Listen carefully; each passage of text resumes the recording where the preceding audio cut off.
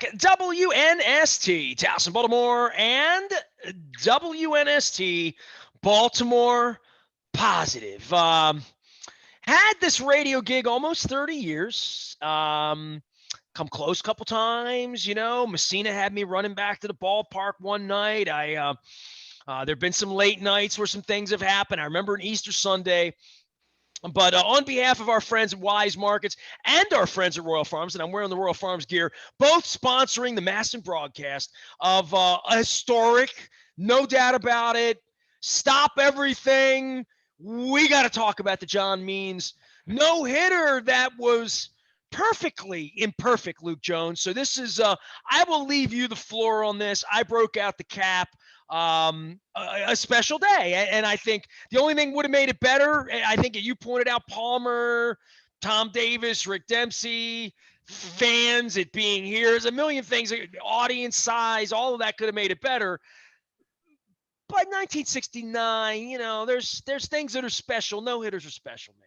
Yeah, I mean, you can point out a drop third strike, Pedro Severino, maybe it's a perfect game, but look, let's revel in something that is really fun to talk about, something that Orioles fans can celebrate when, let's face it, over the last 3 or 4 years, there's been nothing to really celebrate other than draft picks and trades. Exactly that, right? The manager said literally that. We haven't had a lot to celebrate here. And right. That's an honest statement. That really is. Sure. And I mean, that's not through no lack of effort from these guys. I mean, when you're talking about, not a John Means, but yeah, John Means, a guy who's an underdog, a guy who, Nestor, late in the 2018 season, we remember how historically terrible that season was, 47 and 115. John Means is on his couch the last week of the regular season, and the Orioles are out of pitching. This was an organizational pitcher. He wasn't on the 40-man roster or anything like that. And they call him off the couch. Literally a guy. Yeah, they call him off the couch to pitch at Fenway Park because they needed some innings from somebody. And he got knocked around. New regime comes in. He spends an off season working on his changeup, kind of talking about that growth mindset thing that we've talked about with Sig Mejdal, Mike Elias, and Astroball and all the, I guess, non-cheating aspects of it anyway. And he's just someone who's bettered himself, someone who's made himself, transformed himself from an organizational arm who wasn't a complete nobody, but he was an 11th round pick. This wasn't Grayson Rodriguez or DL Hall or Mike Messina back in the day or anyone like that. This is an organizational arm. And he made the opening day bullpen in 2019, found his way into the rotation. We know he becomes the Orioles All-Star because, well, other than Trey Mancini, who didn't make it that year, they needed to take somebody. John Means has a great rookie season, but you're wondering at that point in time, is this the start of something really special, or is this the latest edition of Jeff Ballard, who was a great story, but very fleeting? And what we've seen from John Means since that rookie season where he was so surprising is what? Still trying to better himself. Last year during the pandemic, he famously was throwing into a mattress at his home, trying to improve his velo, trying to work on his path to the plate, bettering himself at a time where he couldn't be around his teammates or his coaches other than via Zoom. Comes back, last year, it was a difficult, abbreviated season for him. He had kind of the tired shoulder. He lost his father to cancer. But we saw, through some of those trials, he pitched really well in the final 4 or 5 starts of September. And what have we seen since then? He's only been one of the best pitchers in baseball here over the first month of the season, even before throwing the no-hitter on Wednesday. So that's not hyperbole either. Like one of the best pitchers in baseball. Like he's been one of that's where he is. It's been remarkable to watch, and who knows where this thing is going to go from here for him, for the club. Is he going to be their ace when they're back in the postseason? Are they going to trade him at some point? I have no idea, and we'll have plenty of time to talk about that. But for this Wednesday afternoon, I'm glad you brought it up because I don't want to be Debbie Downer. Because like the minute after I'm sending the tweets, I'm thinking to myself, well, they'll get a better player for him on July, whatever. Maybe. Sure. And that's how I feel like, dude, you're pitching your way into a pennant race, certainly into a salary that the Orioles won't want to pay you, and probably pitching your way into a value point with this franchise that if they could bring on somebody for 2024, That's what these guys are focused on. So that is sort of the backdrop of this, aside from just the fact that they have now grown a talent, to your point, that would be in their column of they fixed a guy, grew a guy, took a guy and made him a no-hitter, a threat to beat you every time out and go 7 or 8 innings, sort of old school. So this is an organizational win. The better he does, even if he is traded away for 3 prospects. And if that's the way it goes down, it's still a win for them. And the way Orlando Brown outplayed 3rd-round draft pick. No question. Good comparison there. And we talked about this from the moment that they hired Mike Elias and Sig Mejdal comes with him from Houston. We talked about Astro Ball. And again, I understand that story from that organization has been soiled. And, you have Yankee fans beating trash cans and stuff like that as they meet for the first time with fans present. But I think one of the big takeaways from that Houston Astros story that Elias and Mejdal were such a big part of was when they and Jeff Luhnow were there was already some talent there. I mean, Dallas Keuchel was already in that organization, and Dallas Keuchel, was he more highly touted than John Means? Probably. Was he the guy that would blossom into this all-star great pitcher that he was, so important to their success over, several years ago? You had him, you had George Springer, you had some guys that were already part of that organization, and you need that. I mean, as much as everyone's excited about Adley Rutschman and some of the other young pitchers that are going to be in the pipeline, and Heston Kjerstad and the guys they've selected and started to develop at the lower levels right now. For this thing to be expedited, you need some John Means types. You need some guys that are going to surprise you. And you just said it, regardless of what happens. And I don't want to dwell too much on that aspect of it, because I think it, kind of it does a disservice to how special this specific accomplishment is, which to me is as special as it gets, other than winning a World Series. I mean, I think a no-hitter, a perfect game, as a sports fan, it's something that you're always thinking about, but it comes so quickly. It's not something you can predict. As much as I expected as a kid that Mike Messina was bound to throw one at one point, he never did. If I'm going to sit and talk about my baseball experiences in my lifetime of anything I've seen, and I've seen a lot of World Series. I was in the locker room when Deion Sanders was squirting down. Tim McCarver. I've seen a lot of stuff. I mean, a lot of amazing things in baseball. All-star games, World Series, celebrations, my team, the Orioles winning. I haven't seen the Padres win yet, but I've seen a lot of things in baseball. And I famously tell the story of walking out of a no-hitter. Like literally that happened. I was at the game. I broadcast from the game. I was at the first 3 innings of the game. I was going to lead the game in the 6th or 7th inning, but I left the game in the 3rd or 4th inning. Bud Smith threw a no-hitter. The Juan Nieves no-hitter was happening like the WNST tech service, right? Like literally 6th inning, I was home on Kane Street watching it. I had a press pass. I was in the media then. Free hot dogs and crab cakes, good crab cakes too. And I jumped in my car, and it was cold as hell. It was an April night. I lived on Kane Street. I went to 33rd Street. It was a 11-minute drive, maybe like sort of down Urban Avenue. And I parked my car in the main lot. There was nobody there, 8,000 people there. I had a parking pass. I walked in the 7th inning. I got a crab cake. I sat down. Beer was in the press box then, by the way. These are the good old days. And I watched Robin yell. I mean, I watched it all. I went into the locker room where they were squirting down the Avis. And I went in with my notebook and ran quotes for Nieves because I was there. Jack Gibbons, my boss, bless you, Jack, love you, said, "You went over there? My God, you're a hustling kid. That Aparicio, that kid hustles. He go down to the locker room, get some quotes, man."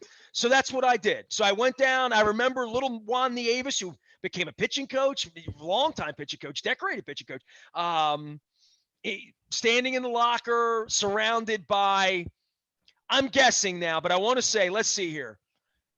Rob Deere, Robin Yao. I think money was gone by. I'm just trying to think of the players that were on the field for the 87 Brewers, right? And then the Bud Smith thing happened, which feels like a minute ago, but it was 2001. It was the week before 9/11. It was 8 days before 9/11. I bet that was September 3rd, maybe September 3rd, 2nd, 3rd, Okay. 4th in there. So it's a week before 9/11 that happened. It's the last flight I came home on, and I remember a no hitter. Well, the no hitter in Minnesota, Eric Bell, 86, 87, Okay. 88, somewhere in there, was throwing a serious one at the Metrodome one night. I had a hot date with a girl from Essex, so you know it was going to be good. And you know I liked her because I took her to the Rusty Scupper. So I'm sitting in a Rusty Scupper, and I'm on a date where, it was a hot day. Like I tried hard to get a date with this girl, and we were in there in the bar area up top. It always looked the same. And the game was on the TV. And it started a little later because it was Minnesota. So date was 7:30, 8 o'clock. It's about 9:15. Fourth inning, no hitter. I'm like, hey, let's go back to my place. We need to watch the game. And we watched the game. And she kept getting in the way. She didn't want me to watch the game. And I'm like, no. This is a no hitter. You need to. We're not on a date anymore. It's 9:45, and he's throwing a no hitter. Just buy me 45 minutes here. He'll probably give up a single, which I think he did in the 8th or something. You can look it up. It's true. So I remember these nights. The Messina night, I was at dinner in Little Italy. I had broadcasts from Hooters. I had a full press. I mean, I went to 65 games a year then. Like you. I went to every game all the time, and it was a Friday night. And Friday nights was my pass night because I didn't do radio Saturday, didn't do radio Sunday, didn't have to be on the radio again till Monday. This is AM radio 97, right? That year was right. maybe 97. Yep. 97. And my girlfriend at the time then met me downtown, and we had plans to go to the game. And Messina was my friend, his brother, but we were like, she's like, yeah, let's go get dinner. You don't have to go to the game tonight. Do you want to go? I'll go. She loved baseball. And I'm like, I don't want to go. I'm baseballed out. Tonight's my night off. And I went, and I literally didn't have the pager rolling. I'm at dinner, and it's Baltimore, 1997, dude. The place started buzzing. The restaurant started buzzing. Guys were getting up from the table and going to the bar. And it was a 6th inning. 7th inning, I got the check. Top of the 8th, I'm in the car. We're driving across. Literally, the no-hitter got broken up on Lombard Street.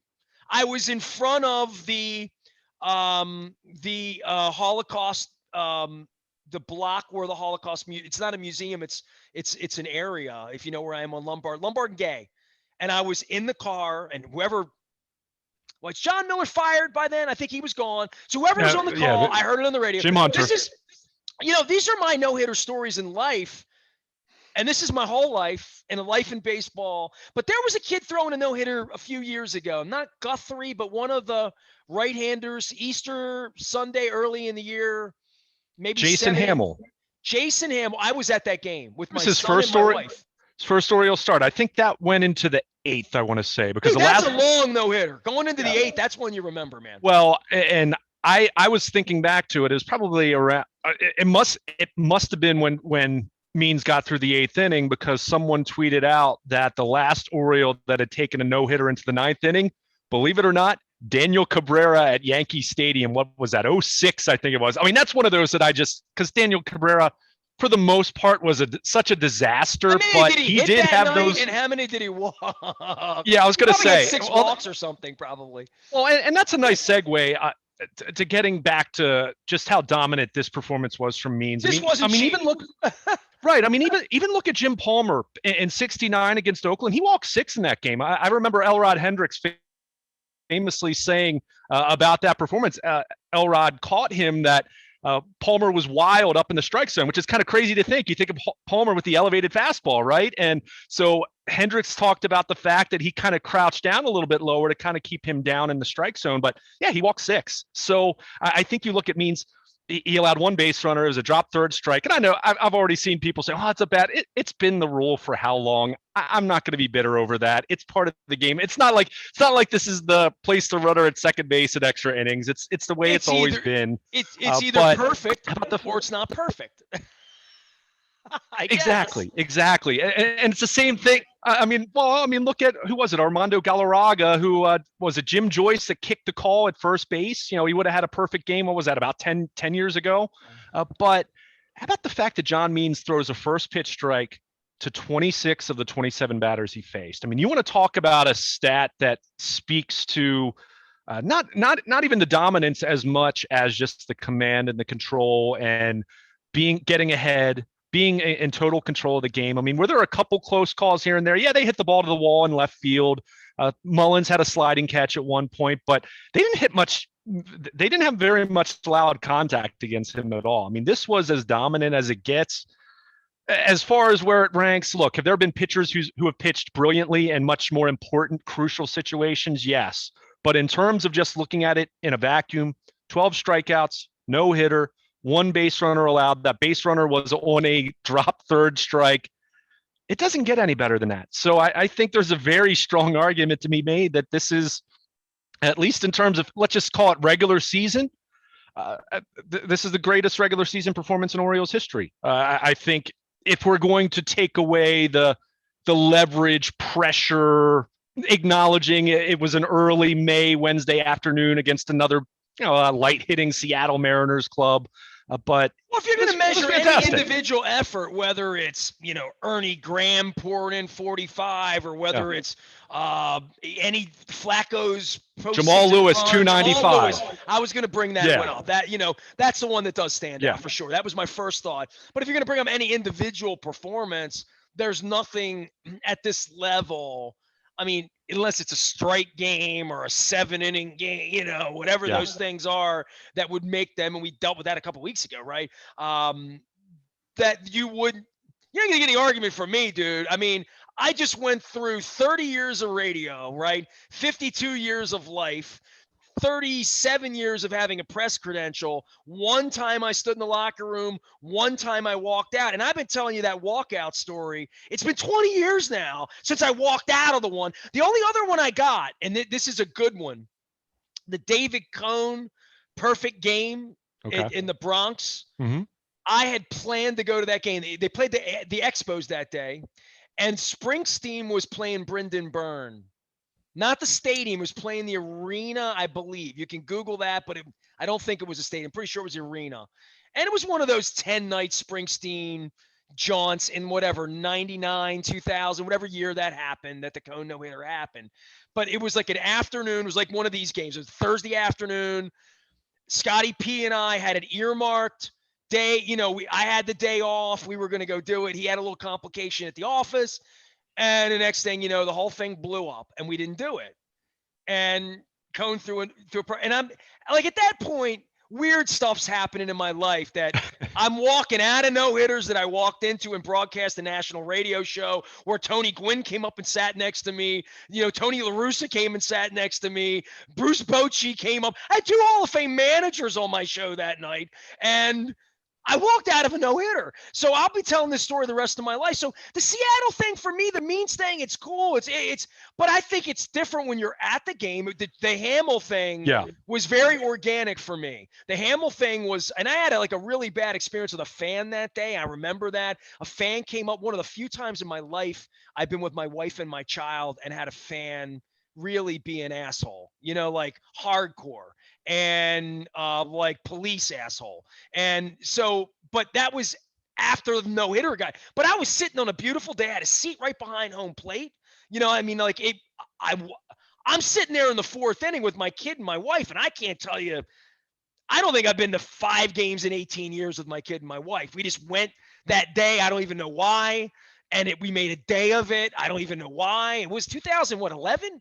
No, that was 2012. In fact, I want to say that might have been Easter Sunday, actually. It was Easter Sunday. It was absolutely Easter That was a rare time when I was not at the ballpark because it was Easter, and I just had decided to take that day off to be with my family. I don't even know why we were there. Like, I don't even remember. You know why I know we were there? Somebody gave me tickets. Somebody had 4 seats behind the plate that they weren't using because it was Easter. Mm-hmm. Right? Like literally somebody kind in my life. And I don't know, maybe it was maybe a sponsor or a friend. Like literally somebody kind offered them to me for my family. Hey, I'm not using them. The team kind of stunk, right? It was 11. Oh my God, the team was horrible, right? Well, Like it the was coming off demand of was down. Like nobody, they couldn't even give the tickets away. that was that was the beginning of 2012, which ended up being a great year, but no one knew that at the It was time. pre-Buck, right? Even right. this was. Well, it was Buck, but it was early in Flanagan Buck. might have been alive. I mean, like it was like then, right? It was a bad, bad time. And somebody gave me these tickets, and I'm at the game, and I mean, again, like let's talk about my life here. I've been to 1,500 baseball games, 2,000 baseball games. I've rarely come close. The Nieves game, I don't even consider that. I mean, it's not legitimate. I drove out there in my car in the 6th inning because the game was in progress, and I was a reporter, and and it was cool. It was awesome. It was amazing, but it wasn't like I just bought a ticket and walked in. The Bud Smith thing, I mean, I was there in work, and I mean, I walked out. I mean, I don't know what the hell. I mean, that's stupid, right? But I haven't been the Messina game. I wasn't at. The only time I've ever really been there, one of the nights on my tour, a Yankee pitcher took a no-hitter in the 7th, and the Padre pitcher in San Diego. It wasn't the Padre pitcher. They were getting no hit. I think it was the other way around. They were the Cardinals pitcher that night. There were 2 no-hitters, maybe Wainwright, somebody. There were 2 no-hitters in progress on my baseball tour, but I never got like sitting up and like, oh my God. It was more like, okay, it's interesting. 7th, it gets interesting. 8th, it gets, oh my God. 9th, it gets, how many of those do you see? The night Messina threw the one at Fenway was the night before Bud Smith threw the real one. Okay. And I watched that one with Tony Gwynn. That the Tony Gwynn interview I play here, that's the hour-long thing. Tony and I did that interview in the middle of the Messina Fenway Park near no-hitter. And I Nolan Ryan's on TV and all that stuff, but a game you go to and you almost see a no-hitter, the Hamill thing, I guess, would be the closest for me. And I don't even remember the pitcher's name, right? It took you to remind me. But it's so Haley's Comet, man. Yeah. I mean, it's Haley's Comet. How many people were in Seattle? 5,000. I mean, nobody, right? Literally. Well, I mean, and it's a little bit different right now, but let's assume this wasn't the midst of the pandemic or the tail end of the pandemic, however we're describing it now. There wouldn't have been many people there. I mean, it's a Wednesday afternoon. Let's face it. Most venues, other than Wrigley, Fenway, a few others, are not drawing many people for a Wednesday afternoon, especially in early May. What does it say about business when there's no business person special crowd? There's no business. Right. Business? But no, it's funny. I mean, I'm thinking back now, and I started covering the Orioles in 2010. There have been a couple close calls that, when I say close, how many texts have you sent out? I wondered that when I got it. I'm like, I remember at one point Chris Tillman. I think we sent one out. He had a no-hitter through 6, maybe against Tampa down in St. Petersburg, something like that. But I was going to say there. I think it might have been. It was last year or the year before where there was a team that had used an opener. My memory's escaping me because it was combined, but they used an opener and they had no-hit the Orioles. I want to say they might have done it through 8, but it was a combined no-hitter. That just doesn't do it for me. It's one thing to talk about Malachi, Flanagan, Mark Williamson, and Greg Olson in 91 against Oakland, which I vividly remember listening to that game on the radio. We had an old receiver in the living room listening to it with my dad. That we didn't have cable. That wasn't a WMAR, one of the 50 games that they showed. So it was a weird late afternoon. It was a Saturday afternoon. But the coolest, so I haven't really covered a game or been to a game in person where it's really been an exciting close call for a no-hitter. But, and I've told you this before, in 2012, the Josh Hamilton 4 home run game against the Orioles. I mean, you want to talk about something rare. Now, it's not as romantic as a no-hitter, but look at the number of 4 home run games in the history of Major League Baseball. It's pretty comparable, somewhere probably a little more rare than a no-hitter. Not, or I guess it's a little more rare than a no-hitter, but it's not quite as dynamic as the cycles don't happen games. Much. I've only seen one cycle in my life. I saw Bob Watson hit for the cycle at Memorial Stadium in 1979 when he died last year or two ago. Mm-hmm. I remember I had my ticket stub from that one. It was in late September. But I don't, I can't. Brian Roberts, somebody hit for some recently, maybe last. They've had Felix PA hit for the cycle a little over a decade ago. Yeah, but I think I was saying this to my brother, talking about this shortly after the game ended. This is one of the rare times where he was watching the end of a baseball game with me. He's just, he's not a big baseball fan, never has been. But I was saying to him that other than playoffs and World Series, Super Bowl, NBA Finals, Stanley Cup, where there's a build to that. You know it's happening, right? I mean, you know that your team is in that position. I think the no-hitter / perfect game is as special as it gets from a standpoint of how rare it is, but how suddenly it comes on. Like a rainbow. I mean, think about it. But there's also, it's so romanticized in a way that Jamal Lewis rushing for 295 just isn't. In the way that, wow, it's really special to see a player in the NBA score 50 or 60 points, or remember Kobe went for 81 some years back. But the no hitter, or especially the perfect game, it's just, there's something really special about that. And speaking as someone who was born in 1983, watched the Orioles my entire life. I mean, let's face it, anyone my age or younger, it's been a pretty thankless endeavor being an Orioles fan, other than Cal with the streak, the Delman Young double, some a handful of fun playoff teams, but that's it. There hasn't been a whole lot to write home about over the last close to 40 years now. It's almost like we're in Cleveland. But I think, I've always thought, other than the Orioles winning the World Series, the idea of someone pitching a solo no-hitter like Palmer in '69, I mean, that was just the idea was such a unicorn.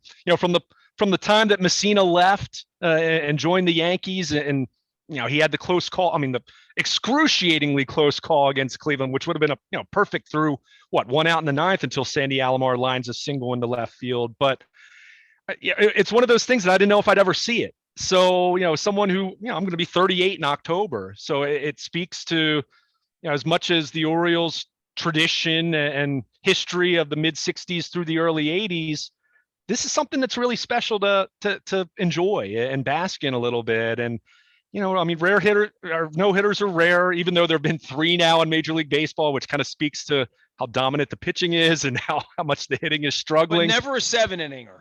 But right. I'm not counting a 7-inning no hitter, but very Eddie Feiner of you. I appreciate that. But it's, I mean, for means to do this, I mean, think about it. This is a kid who hadn't pitched past 7 innings, and he pitches a no hitter, and the final pitch count I think was 113. I mean, high for today's standard, but not in a position where you feel like, wow, they really, if you let the kid throw 145 pitches in today's game, they're saying that that's organizational malpractice. And I kind of get it with, the investment that these guys are, teams are making in these guys' pitching arms. But I mean, just really special to see something like this. And for it to be John Means, who, we know where he was a few years ago. We know what kind of progression and improvement, and just what a good story it's been. I mean, it's really fun to see that. And as someone who, grew up an Orioles fan, has covered the team now for over a decade, and has seen some fun things, but has seen a lot of bad baseball, more bad baseball than good over the course of my lifetime. John Means throwing a no-hitter, I mean, it ranks right up there. I mean, Cal with 21-31, of course. Eddie Murray's 500th. The 97 team was really special. 2014 was special.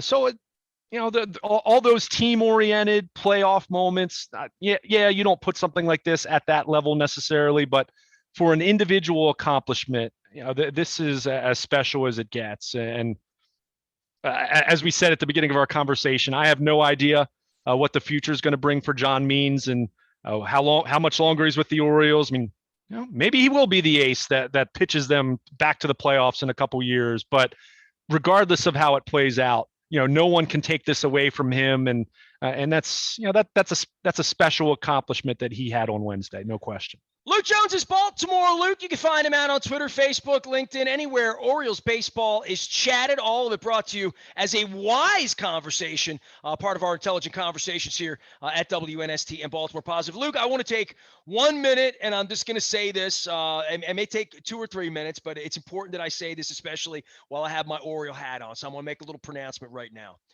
Work fast, change speeds, throw strikes. My man Ray Miller Indeed. was my man. I want to, this is back when the Orioles loved me, Luke. You know what I mean? Back when 1979, Ray Miller was the pitching coach. And my dad and I would always, I've told you this, I sat in the front row in Section 10, Memorial Stadium in the gold seats, and I was out there 45 nights in 79. And the rabbit would always come with his fingers in the back pocket, walking past Pat Santarone's thing. And he would be walking with Dennis Martinez or walking with Scott McGregor or walking with Jim Palmer out to the bullpen to throw early BP. I was always there early, always chasing fly balls that Lou Piniella would hit. I told you Mike Hargrove threw me a ball. Pat Kelly threw me a ball once. But Ray Miller was always walking in front. So I always saw him. It was always up close on the gravel. And then I got to know Ray Miller when he came to Baltimore, back to Baltimore. This was at the barn with Raven Beer. So shout out to Steve Demchuk from Raven Beer. And this is obviously Mike Timlin, the pitcher. They came out to the barn to do the show. This is Rick Down, and this is Ray Miller and I on the Burger King logo. This is at the lobby of the Doubletree Hotel at Cypress Creek Road in Fort Lauderdale in spring training 1997. This is Ray Miller. You might recognize this, Luke. This is in the WNST studios. Ray Miller, the Orioles manager used to like stop by twice a year and like visit and hang out for a while. I was wearing my Ravens jersey that day. This is Ray Miller talking to me in this little area off of the dugout in that dump down in Fort Lauderdale. He was the manager of the team at this point. The ornithologically correct hat, as you can see here. I believe this was 99, maybe 98, 99, somewhere in there. I think 99. And Ray would always come out and hang out and do some things. And this is, you'll love this one, dude. This is the Kingdome. And there you can see Pat Gillick on the bench talking to a reporter, Kevin Malone. I'm pretty sure this is Elrod. And there's Andy Etchebarren. And this is, you'll love this. This was a free phone call on the Cell One network, Luke. This is a pound sign 1570 right here. This is the old flip phone here with Ray. And this was a great one. This was, you can see the locker room taped off, dude. This was when Messina beat the Mariners in the locker room that day, and we iced them off to get to the ALCS in 97. And you can see my first Budweiser Sports Forum. And this is Ray and I talking baseball, literally. I don't even know who took the picture. People give me pictures back in the day. And on the day we lose Ray Miller and talking about Ray Miller, on May 5th, Cinco de Mayo, I have a dozen friends in my life somehow born on May 5th, including our Peter DeLutis, Kevin X born on May 5th. So May 5th is just one of those days, right? And to lose Ray Miller and send that text out and get that one and get the lump in my throat and find these old pictures of a guy who was really, really, Ray Miller would just sit and talk pitching with me all day long, all night long in any bar. If I went to Ray after a game in Toronto and said, I have a question, he'd say, look, man, I want to get out of here. We're going to be later. Maybe down the bar, we'll sit, we'll talk some pitching, that's how Ray was. Ray was just friggin' great dude. And I miss great dudes. That's why I guess I'm trying to find in Baltimore Positive is more great people. So I will say for John Means and your excitement and enthusiasm and the memory, even though it wasn't at home and you didn't get to witness it, but it gives you one more holy grail, one more Mount Everest to climb. I will say, work fast, change speeds, throw strikes, and good things happen, right? No question about it. And you look at the history of this franchise, as much as I just spent time talking about the last 35 years, when you think back to George Bamberger and then Ray Miller, just extraordinary coaching talent. And I know, maybe Jim Palmer didn't need that kind of coaching. Maybe Jim Palmer was always going to be a Hall of Famer, but Flanagan would tell you he needed it. Yeah, right. There's a great example. You just Flanagan. I said to my wife when Ray died, Ray was Flanagan's best friend. You know what I mean? Mm-hmm. Like they were very, very close. You know? Yeah. But just 20 game winners, Cy Young Award winners, Hall of Famers. And Ray Miller, 3 different stints as pitching coach. And, I'll think about this more so just because, being a younger generation, that 96 pitching staff was a disaster. They slugged their way to the playoffs that year. I think they had a 5.1 ERA, a staff ERA that year. Ray Miller comes in the following year and they had the second best ERA in the American League, go wire to wire. So you connect the dots there. And Jimmy Key and you can Do point to some, you know what an but S show that was with Angelos and Ray? Angelos loved Ray Miller. yeah, He loved having somebody in there to keep an eye on Davey. Davey wanted Dobson because they drank together. And oh my, I remember these dramas. Oh my God, that's chapter 8, hon. Go out there, read it in the Peter Principles. But I almost shared some of the Peter Principle stuff because Ray Miller is a seminal figure in the history of Oriole sure, baseball in that way. In that way, for sure. sure. No question about it. Like I said, he and George Bamberger, I mean, great pitching coach talent there, and big reasons why this organization had the success that it did for a very long time, and hopefully, more success like John Means no hitters, coming in the future, at least from a club standpoint, having more success. All right. Well, Luke will be monitoring baseball. We'll be monitoring post-draft. There's lacrosse going on. Posner will be here on Monday morning with that within the nest, and Dennis and I were talking some Ravens residue as well. Had a visit from Bob Baffert, a lengthy visit with Bob earlier today. Bob was looking good, feeling good. Bob loves coming on. Bob loves talking American Pharaoh, and we're going to see if the funky Cole Medina can get it done next week for the Preakness. So a lot of Preakness coverage ahead next week. I'll be chasing around all the NBC people. Might even have a surprise for Don Mueller. Shh, don't tell him before it's all over with. So Crab Cake Tour is getting started next week at Fadley's and at Costas. You'll be hearing more about that at BaltimorePositive.com. And you can find Luke anywhere sports travels at Baltimore Luke. You can find me out on Twitter, Facebook, LinkedIn, Snapchat, Instagram, and anywhere where quality crab cakes and no-hitters are consumed and combined. And the beer is cold. We are WNST.net, AM 1570. We never stop talking no-hitters and Baltimore positive.